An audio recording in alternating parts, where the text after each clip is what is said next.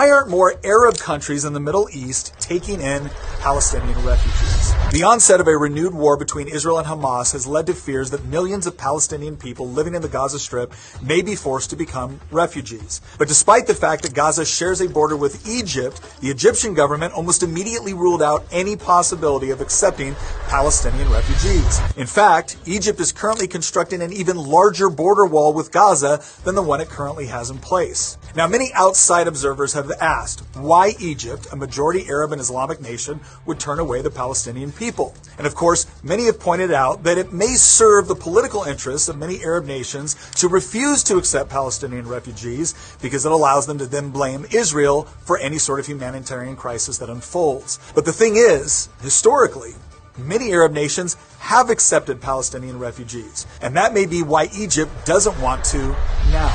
For example, in 1991, the Kuwaiti government actually expelled nearly 300,000 Palestinians in the aftermath of the First Gulf War, and this represented an astonishing 18% of Kuwait's entire population.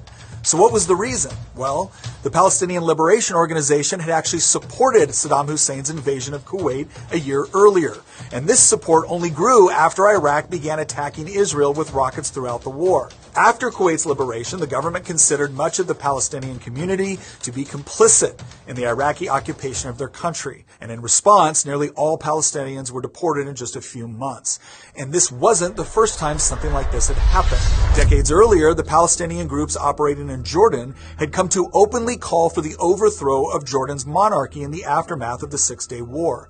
At the time, the PLO maintained its own separate army on Jordanian soil and used that armed force to sow chaos. Armed gangs of PLO militants drove around the capital of Amman, robbing families and businesses in the name of collecting financial assistance for the ongoing war of attrition against Israel. When members of the Jordanian police and army tried to defend their citizens from these attacks, they were attacked and killed. The Palestinian political network operated as a state within a state, with militants repeatedly using Jordan to launch rockets into Israel. The Marxist-Leninist Popular Front for the Liberation of Palestine even went so far as to hijack multiple planes, diverting the flights to a Palestinian-controlled airfield in Jordan, where the passengers were held hostage. By September 1970, the Jordanian army had finally had enough. A full-scale war with the PLO broke out, and after 10 months of fighting, the Palestinians were driven out of the country. Yet, as a parting gift, a Palestinian terrorist group known as Black September assassinated the Jordanian prime minister. Sadly,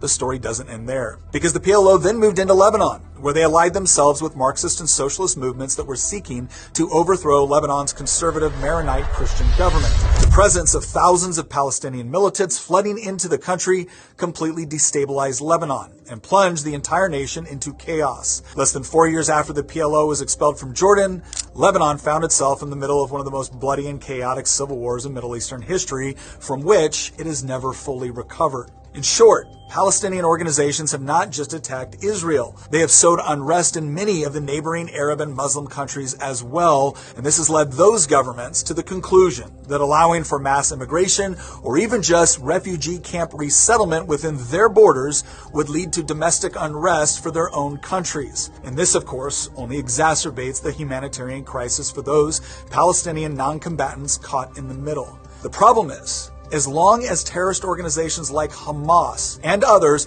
are elected to represent the Palestinian people, their plight will most likely continue, as neither Israel nor apparently the surrounding Arab nations want to see their own populations threatened by terrorist groups.